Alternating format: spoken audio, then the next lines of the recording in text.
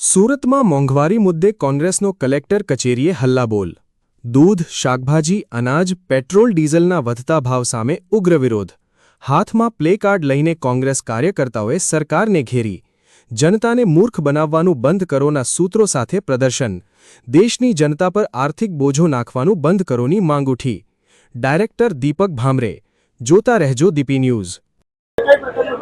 सूरत शहर कांग्रेस समिति प्रमुख श्री विपुलभाई उजनावाला नेजा हेठ कांग्रेस खूब मोटी संख्या में कार्यकर्ता आगे कलेक्टर कचेरी खाते उपस्थित रहा।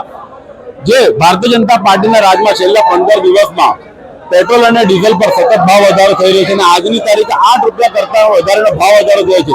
तेना कारणे सामान्य जनता ने सामान्य प्रजानो घर खर्चो चलाववामां मुश्केली वेठवी पड़शे અને સામાન્ય જનતાનો અર્થતંત્ર સાવ પડીને ભૂક્કો થઈ ગયો છે।